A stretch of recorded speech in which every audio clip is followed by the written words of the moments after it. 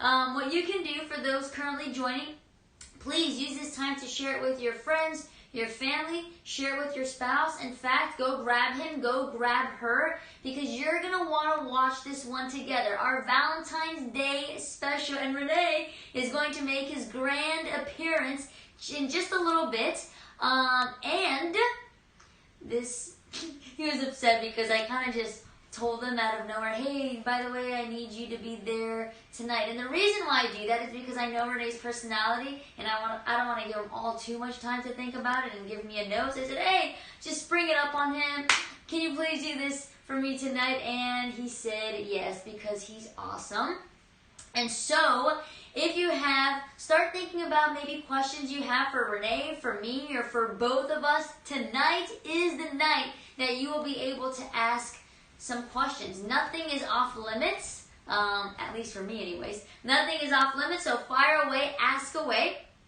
But we are going to see here how we celebrate Valentine's Day and some of the nuances of that day, but also how to get to know your spouse's heart on this day. I think we're good, right, Renee? Thumbs up? Okay, give me a thumbs up. He had to run downstairs real quick. Well, he had to run downstairs real quick.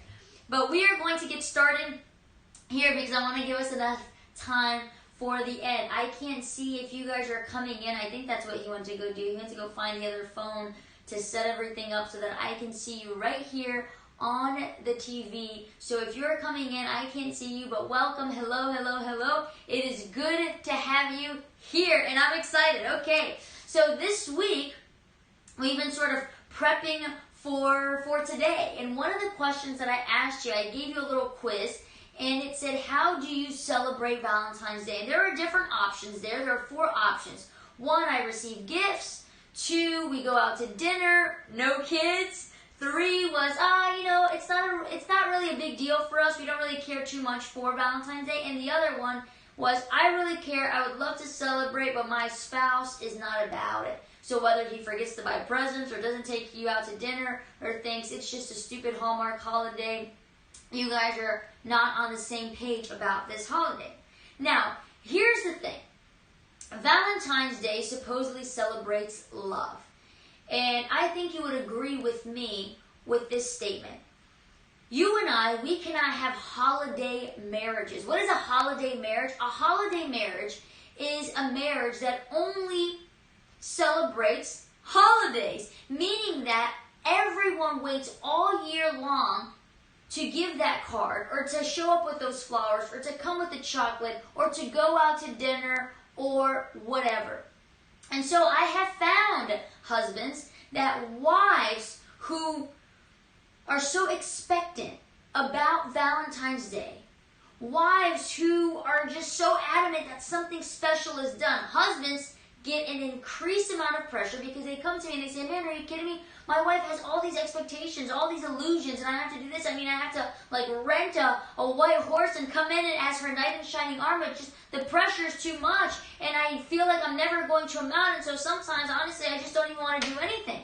And then when I ask the wife, and I say, well, why is Valentine's Day such a big deal for you? And then she says, well, Amanda, and she doesn't use the word holiday marriage, but she says, we never do anything together, and I never get any gifts. I never get quality time, and the kids are always running around. And so it's the one day that I kind of look forward to all year long. So again, love is too good to be celebrated in just one day. So we need to make sure, you and I know right today is the Valentine's Day special, but we need to be celebrating Valentine's every single day. Every single day we should be celebrating our love. And the thing about love is we need to define it not as the world defines it, because oftentimes it can be very selfish. Well, the Bible says that God is love, and He created you and I to be relational beings, to give and to receive. And so let's make this Valentine's Day different.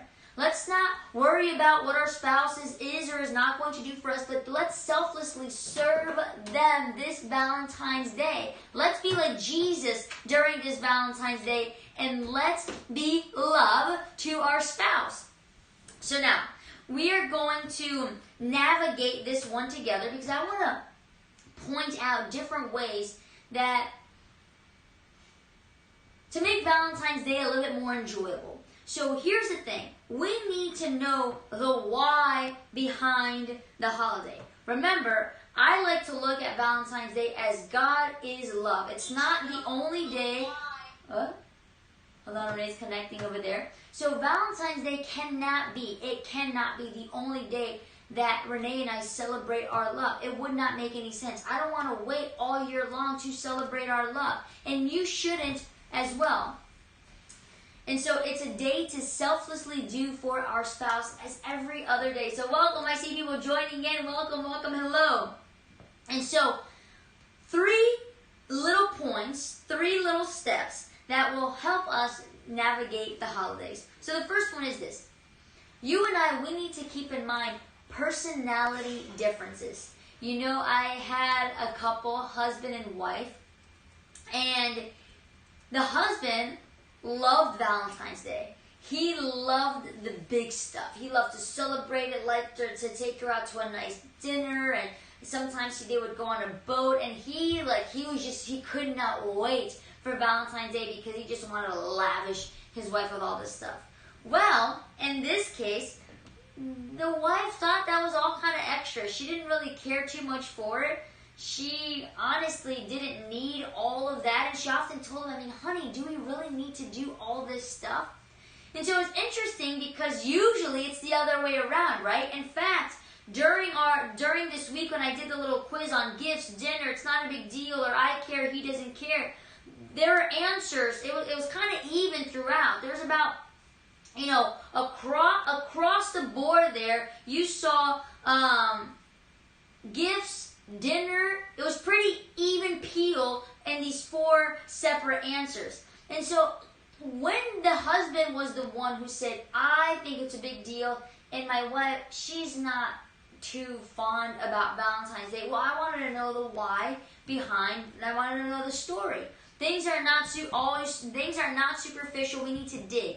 And so we started to go back and forth, and I found out that growing up, this husband, his parents, as they were immigrants, they moved from a different country, and his parents had to work extremely hard.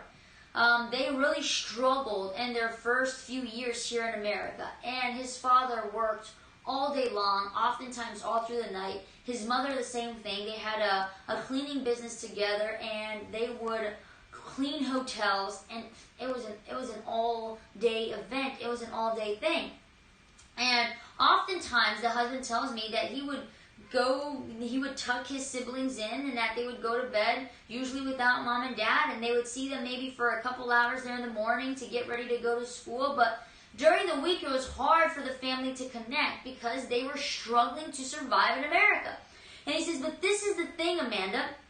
I knew that when Christmas came around, when Thanksgiving came around, when Valentine's Day came around, when birthdays came around, that these were big events in my home. And I knew that although I didn't have my parents all year long, that these days, these holidays, I would have mom and dad. And so, look, you start to understand, and the wife looks at him, and the wife says, really? I had no idea the why the Valentine's Day was so important. He had never shared it. He didn't think he had to share it. He just thought everyone celebrates in this way, and he was just so excited to lavish and love on her. And for her, it was the complete opposite. See, the families that we grow up in, also the personalities that we have. He's sort of the extrovert. He likes to, he says, I like to demonstrate, I like to show. She's more of the introvert. She likes their relationship, not on social media, not showy. She likes it just the two of them. He wanted a big wedding, she wanted a small wedding. You start to see these differences. And I said, well, what about for you? Because your husband is saying that he likes these big moments. He likes the big trips and the holidays and she goes, well, now I understand him much better, and I can understand why it's so important for him, because it was important for him as a little boy. It was the day that he'd get mom and dad. She goes, but for me, her parents already were well off, established, older parents, and they were always around. And because her parents did very well for themselves, look, hers was the complete opposite. Her parents didn't want to go on all these big and expensive trips or make a big deal out of the holidays. Her parents taught her the importance of the little things, of dinner with families, of reading books together and tucking their children in at night. So look at the difference. I think God is almost funny when he sort of partners us up together in this way. The husband couldn't wait for the holidays, and as the wife, her parents told her to capitalize on the small moments. And so, what are they going to do? Well, the wife, because she selflessly served during this time, because she knew how important it was for her husband, she would enjoy all the fancy things and the dinners and the presents and all these things because she knew how important it was for him. Now again, he also needed to understand that she wanted love demonstrated in small ways the whole year long. That one day out of the year was simply not enough. And so they come together and they compromise. Yes, he threw the fireworks on Valentine's Day, but he also found small ways to demonstrate his love for his wife. Okay, here's the next thing here. Remember when I told you of the husband who says, man, it's such an impossible expectation. My wife expects all of these things for Valentine's Day, and she compares what the other husbands did to what I did, and she wants to do this and she wants to do that, and it's overwhelming. Remember the 5 languages of love? We have quality time, physical touch, words of affirmation, gifts, and I'm forgetting one, acts of service. Now, if your husband or if your wife, if their love language is gifts, this is someone whose holidays are going to be important for them. And so if that is your husband, if that is your wife, you're going to want to capitalize on the holidays. You're going to want to get them a gift. And again, please hear me well. Don't shoot yourself in the foot. And by that I mean, do not wait for a couple times a year to give them a gift. It doesn't have to be anything extravagant, expensive, or whatever. But if during the year you demonstrate their love language and small gifts, it's going to make all the difference in the world, and you're not going to have to feel the pressure of the holidays. Just a few weeks ago, I think I've probably mentioned this to you guys before, but I have a weird thing with pens. I am your typical paper and pen. I don't like computer very much and technology very much. And I have this thing with, well, pens. And so Renee comes home from work and he says, oh, I was on Amazon, I was buying some things. Renee is an Amazon shopaholic. And Renee was getting some things on Amazon, and he ran across some pens that he thought I'd love. And he says, hey, I ordered you these pens. In that moment, that made me feel so loved. It wasn't Valentine's Day, it wasn't Thanksgiving, it wasn't Christmas, it wasn't anything. It was just a random day that Renee was scrolling through Amazon because he had to buy something, and when he saw those pens, he thought about me. If your spouse, their love language is gifts, gifts mean so much more than simply that thing, but it's the meaning behind that thing. And the meaning is, I went out of my way, I thought about you. A gift is different than receiving, a gift card with money. Gifts is you going out of your way, you spending the time, you picking that shirt or that blouse or those flowers.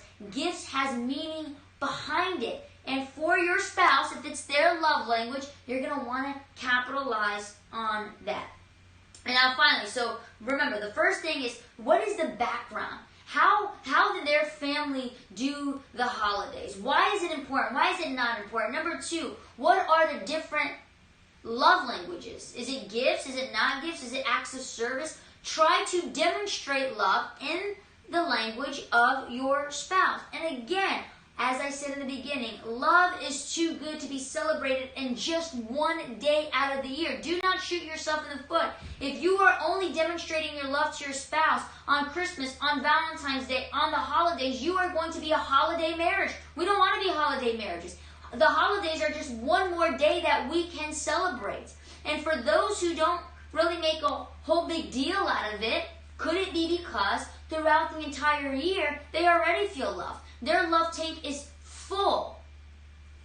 And finally, the last one, understand your spouse. You need to figure out why it is important to them. and why it is not important to them. You know, I had a wife come in, and she was talking about that she hated Valentine's Day. And her husband couldn't understand why. You know, whenever he kind of came home with flowers or something, she would just not even make it a big deal. And he thought, you know, I'm kind of ahead here. You know, my work friends, they kind of get slack because they don't show up with anything, and I show up with gifts, and my wife gives me a hard time about it. Well, we were talking together about this concept, and this is what the wife says. She goes, you know, Amanda, and she described her parents' holiday marriage. Again, she didn't use the word, but this is what she said. She goes, you know, I grew up in a household where my parents were absolutely miserable. And I said, how so? Oh, they were rude to each other. They argued all the time. They cursed all the time. We could visibly see in our household that my parents did not love each other. That any chance that they would get, they would just be at each other's neck. And it was miserable. And she goes, especially me, because I was an only child, and I grew up having to just hide away in my room, knowing that certainly today, here you go, Mom and Dad are going to argue today. And she goes, it wasn't very long until my parents divorced. And she goes, and actually, I was pretty happy about it. I was pretty excited about it. I thought, finally, I'm not going to have to deal with this anymore. She goes, and as I was growing up, I realized that I am a Valentine's baby. And I said, well, what do you mean? She goes, sure. She goes, I was born, or make the calculation, I don't know when she was born, but she goes, I calculated that my parents made me on Valentine's Day. And I thought, my parents didn't love each other. They fought all the time. They didn't demonstrate love. Why did they think, look at what she says, why did they think that on a holiday that they should have gotten together, had sex on Valentine's Day to somehow, what, make their marriage better? And on Valentine's Day, they had me, and my life was miserable for it. Can you imagine that? And she goes, I would have wished my parents had celebrated and loved each other like they did on that one day all the other days of the year. She goes, so I hate Valentine's Day, and the reason I hate Valentine's Day is because I don't want a holiday, to wait around for a holiday to demonstrate love. I don't want my marriage to be celebrated on a Hallmark holiday. I want to demonstrate love all year round. So do you see the story behind it? When the husband heard this, he goes, he had no idea. He had no idea the story behind it. Now for others, Valentine's Day has a completely different feel. In fact, I remember the Valentine's Day, if you were following there in the story, in Reed's words, I overshared, right? I told you, River and Reed, they were Valentine's Day babies. And I remember we had just moved into the ranch. It was the first Valentine's Day that we would celebrate on the ranch. And I am kind of, although I'm an extrovert, I absolutely hate going out on Valentine's Day because I guess kind of like what this wife was saying, you know, people who've been bickering and fighting and arguing all year long, now all of a sudden all the restaurants are filled, right? And so I always tell Renee, I do not want to go out on Valentine's Day. I want to stay home. We're not going to buy anything. We're not going to eat anything. It's just everything is overpriced. Cards are expensive. I said, I don't need it. We'll celebrate 1 week earlier or 2 weeks after. It doesn't matter. We actually went out to dinner like 2 weeks ago, and I said, well, that was our Valentine's Day. And so anyways, on that Valentine's Day, Renee did something awesome. And when I came home, I don't know where I was, but I came home, and he had put lights outside in the lawn. He had strung lights on the trees. He had put a nice blanket on the floor. He had bought my absolute favorite meal from a restaurant just down the street from where we live, and he had put the screen up and he chose a movie for us to watch. And it was such an amazing Valentine's Day. So I had great memories on that day. It's the day that Renee did this sort of romantic display, but just in the way I like it, just the two of us. celebrating Valentine's Day for the first time in our ranch. It's the day that, yes, River and Reed, they were created, they were made. And so I have good memories, but not everyone is that exact way. So you need to know the story behind. But again, may our marriages not be holiday marriages. Every single day is a good day to demonstrate, to display to the world your love, to display to each other. So do not wait around for Valentine's Day or Christmas or whatever other holiday. Do not wait around for a holiday to demonstrate love, compassion, and kindness. And I'll tell you more. Wives, because it's typically us, if for whatever reason your spouse forgets, right? I had a few wives who said, I like Valentine's Day, but he doesn't care. He doesn't show up with a present or a gift. He doesn't do any of that. And a lot of these wives have also said, Amanda, I care so much because of that, because he doesn't demonstrate all year long. So Valentine's Day, it's the only day that I have. And she says, what do I do? Because I get so angry, I get upset, I cry, and it just creates a bigger divide. There's a verse in the Bible that says this: the kindness of Jesus leads us to repentance. It's not his criticism, it's not his judgment, but it's his kindness. And so whatever happens this Valentine's Day, if your husband forgets, if your wife forgets, if they don't make it a big deal, if it's not what you thought it should be, use it as an opportunity. Remember, a opportunity. There's so many other opportunities. There's 364 other opportunities. But use it to demonstrate kindness.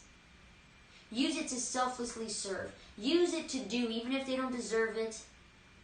But celebrate your love anyways, because it's the kindness of Jesus that leads us to repentance. And who knows? It'll be the same in your household.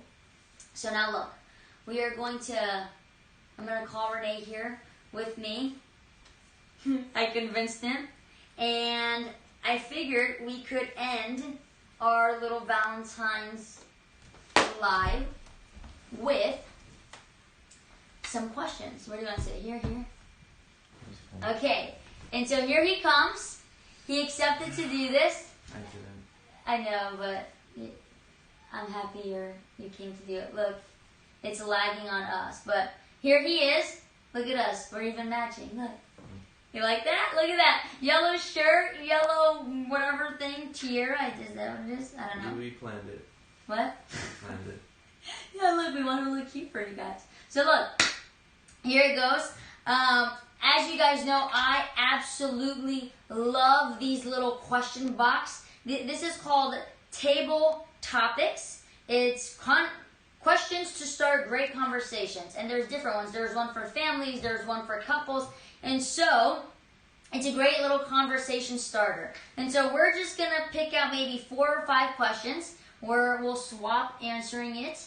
And if you guys have any questions, send it our way. But this is a fun thing that you can do on your special day. And again, it doesn't have to just be on Valentine's Day, okay? I like to grab 2 of these, and when Renee and I go on our morning walk, I like to ask him some of these questions. Okay, so we'll start here.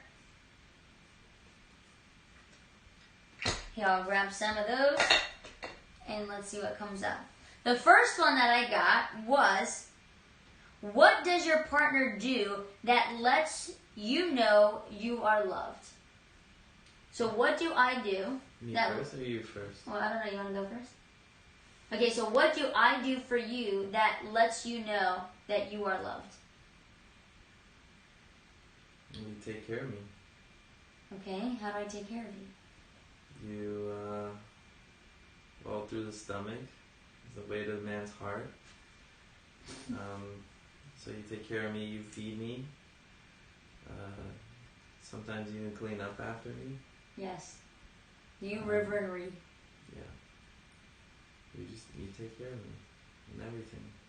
Okay. So I feed you. Now, for me, the way in which I feel loved by you is it's the thing that you most hate. Do you know what that is? Maybe.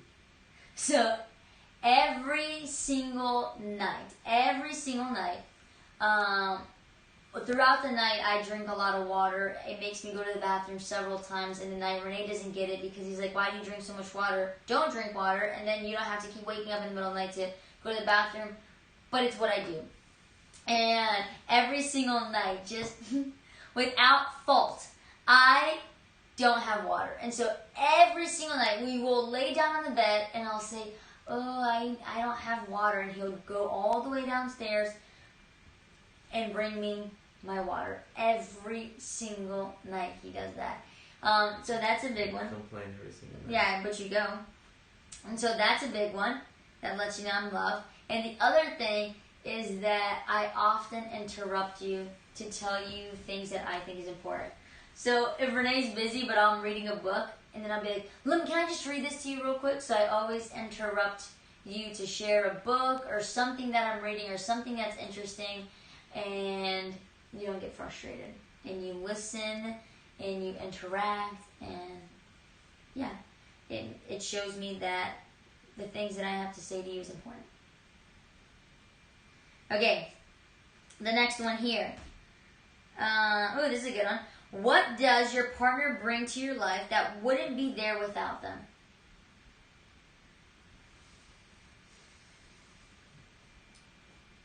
Me first again? Yeah. You want me to go first? Yeah, you go first. Okay. What does your partner bring to your life that wouldn't be there without them? I think Renee and I are just so different from each other, and our personalities are also very different. But I think that without you, I would probably be like go, go, go, go, go, never stopping to smell the roses. And I think that you sort of being my brakes, it gives me a little bit more, it slows my life down a little bit. And I think that it's important for my mental health, my spiritual health, my physical health. And so maybe without you, I would be flying off the rails. But the other thing also that I think I appreciate about you is Renee has this thing with like ATVs, and he's very mechanical and he's very musical. Again, he's so completely different. And so I think without you, there would be less music in my life. Without you, there would be less understanding of how mechanics work and less toys, yes, less ATVs, less motorcycles, less toys, less music. So all the things that make us so different, and I think that's really what adds to my life is all the things that make you you, because you're so different than me. I want to say that you do the opposite. Yeah. So you definitely put me outside of my comfort zone. Being in front of the camera is not my comfort zone. I think if it wasn't for you, I probably wouldn't feel as comfortable playing and singing in front of everyone. You definitely pushed me to do that, because I don't do well with speaking in public and all that stuff. So, yeah, you definitely pushed me in the right areas. I want to say that. So you bring some of the introvert in me, and I bring the extrovert in you. It's a good balance. I remember that when we started traveling and preaching and public speaking in different places, you were the band. So Renee was always used to playing in a band, but when we would travel, oftentimes we would travel just the two of us, and I'd say, you need to play and sing. And in the beginning, you'd get super nervous and not want to do it, but I think just last Saturday, you kind of you did an intro, you spoke about your song, and that's cool. All right, very good. We got 3 more for you guys, and I can take photos and attach this somehow I'll put it in the stories. So if you want to do these questions with your spouse, do it. I recommend it. Here's the next one. What's the craziest thing we've ever done together? Well, people kind of call us boring. Yeah, we're pretty boring, you and I. We're homebodies, but I think the craziest thing we've ever done was, well, probably in our honeymoon. We kind of went all out with that. did skydiving. But we also broke the law. Woke up at like 3 o'clock in the morning to go through a bamboo forest, to miss the guard that gets there at 4, to climb the haiku stairway to heaven. And we did that with like headlamps. Where was that in Hawaii? Oahu. Oahu. Oh yeah, that's right. So Oahu, you'll go on Google Images and search it up. It's called Staircase to Heaven. It's it's stunning. It's beautiful.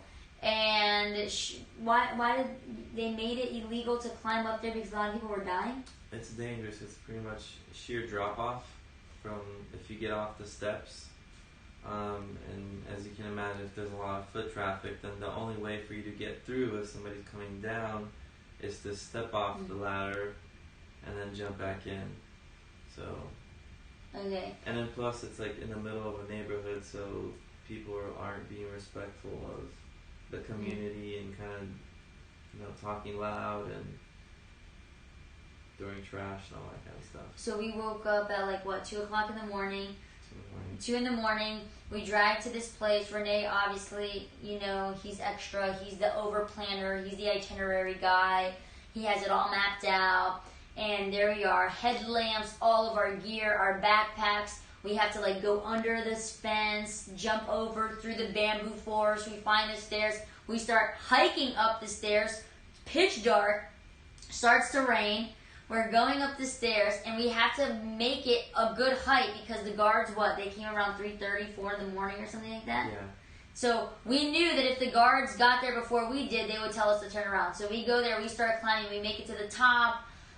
It's freezing because it was pouring rain. We make it back, and then the guards were actually they're already there, but there's another couple or a group there that they're kind of they're yelling at them and finding them or whatever. You could get a fine.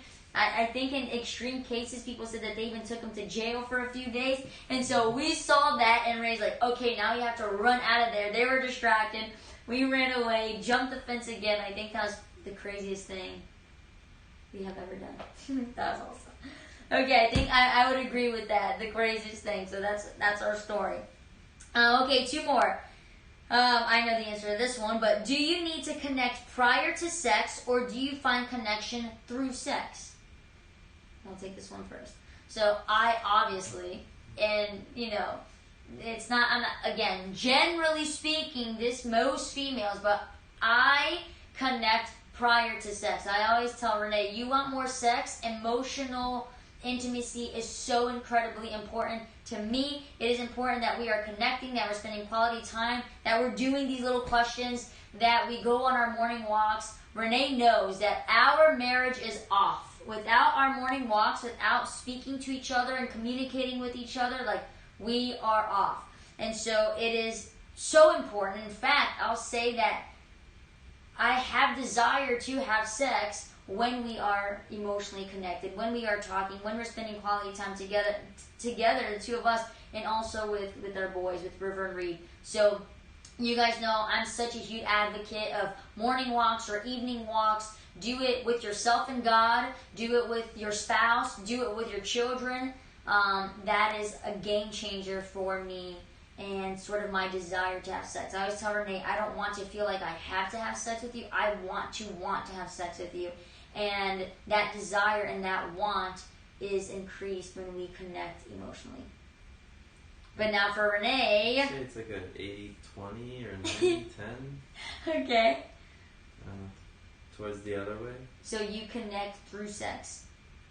Absolutely. Okay. You see? These questions are so important because look at this. Oftentimes men get a bad rap of, they're dogs, they just want to have sex, they don't care. But really for you, having sex is what connects you to me. And it's not to say that communication or whatever is not important, but... Exactly. 80-20. It's not as important. Okay, very good. And the last one. What do we want said about us as a couple? Look at Will. Absolutely 80-20. Will, 80-20 that you connect through sex. Tag Kathleen to let her know. Okay, our last one here. What do we want said about us as a couple? That we're awesome. You 2 questions ago you said we're boring. I know. We're working our way towards awesome. We can't get much cooler with the River and Reed. Oh, they're pretty cool. That's what you want? Is that? No, you can go first. What do I think? Okay, Renee's gonna think. See, look, this is usually how this thing goes. I talk. Renee takes his time to think. What I want said to us as a couple. On this topic of sort of our Valentine Day special, I definitely don't want to be a holiday marriage. I want for our children to see consistency in us. I know something you always do is say, River, Reed, look, I'm hugging mama, I'm kissing mama. I think it's important that we demonstrate our love to them. I think what I'd want said to us about a couple is that we chose to love, that we didn't always feel that we loved each other, that it's not that we were perfect and we didn't argue, but we just constantly and consistently chose each other every single day. And that I don't want to be one person on social media and a different person at home. I want our relationship to sort of have consistency. So I want for people closest to us, our friends and our family, the couple, the people that they see being close and intimate with us, I want that to be the same couple that people see here through our lives, through our social media. And finally, so you can have something to say. I was just gonna say. No, you're not gonna say ditto. You're not gonna say ditto.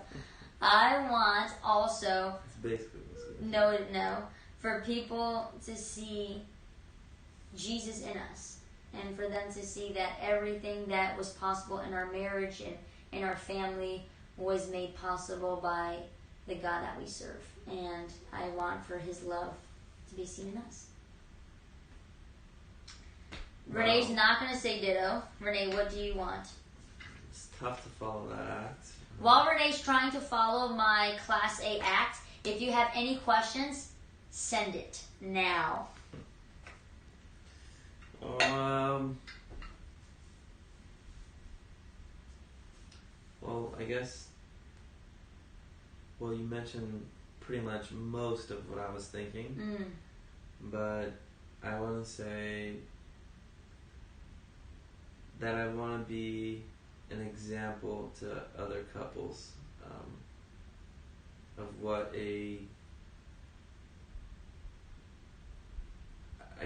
of what an ideal marriage, relationship, family, kind of all above should be.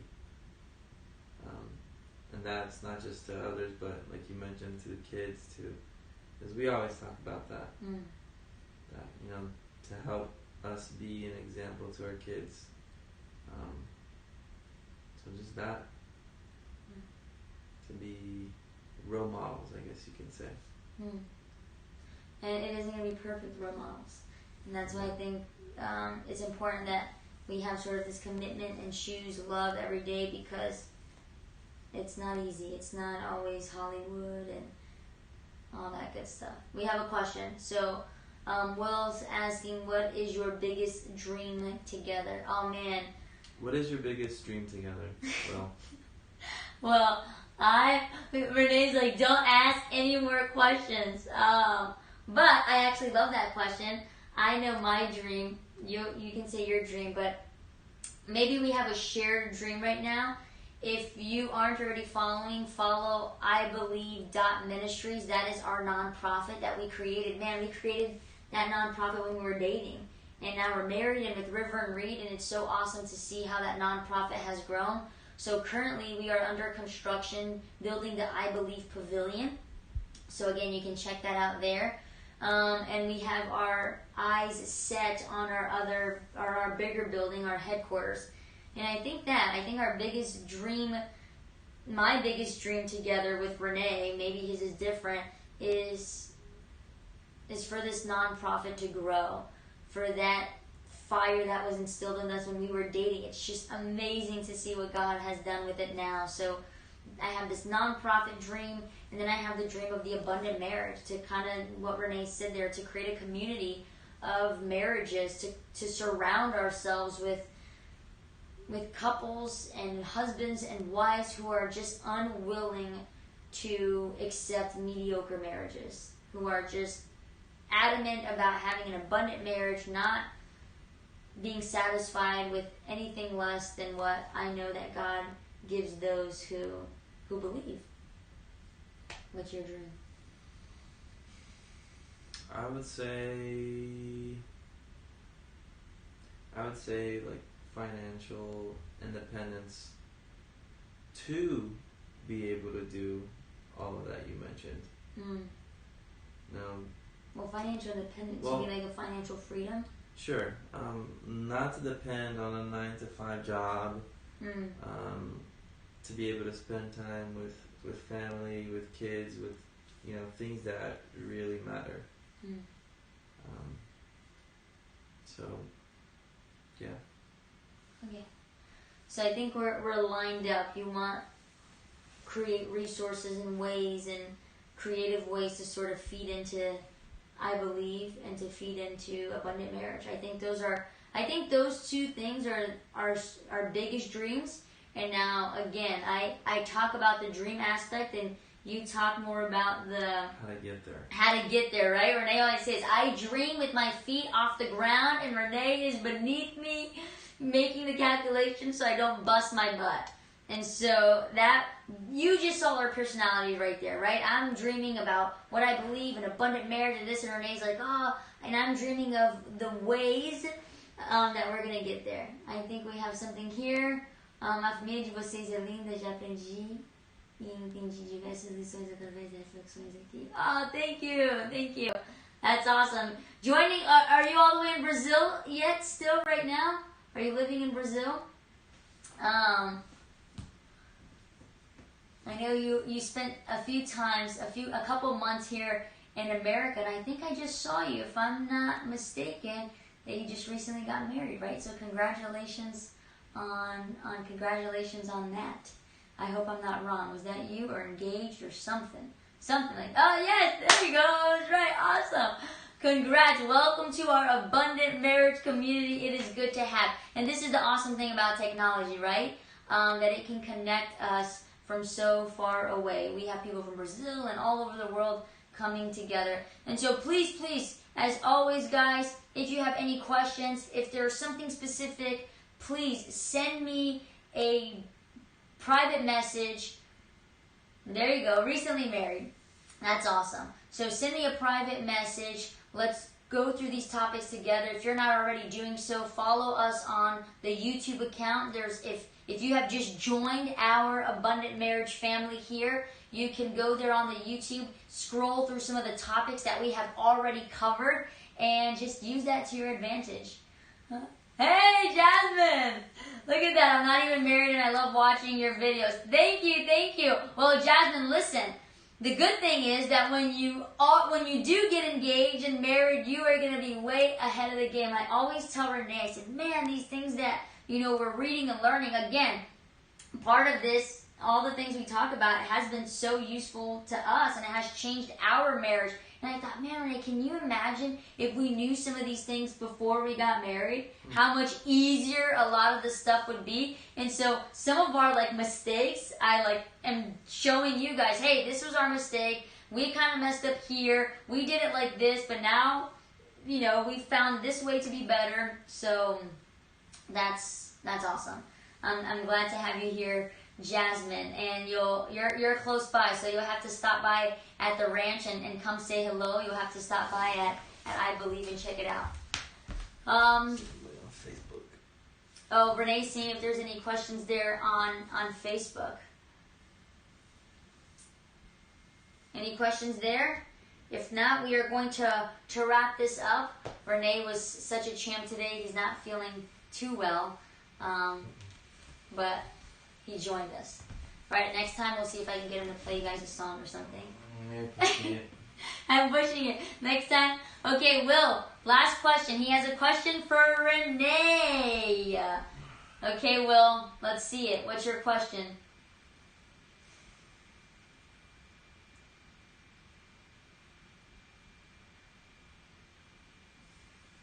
There's a delay. Oh, he's joking. There you go. You're out of that one. Well, Renee was already sweating here. He was hyperventilating behind my back here. But thank you guys again. Let's not be holiday marriages. Selflessly serve. Valentine's Day, it's a cheap holiday because at the end of the day, our cue on love is what the Bible tells us. God is love. 2 Corinthians 13, go read the love chapter. It's patient, it's kind, it's long-suffering. It doesn't keep check of who's right and who's wrong. It gives and gives and gives. So let's make Valentine's Day this year different than all the other years.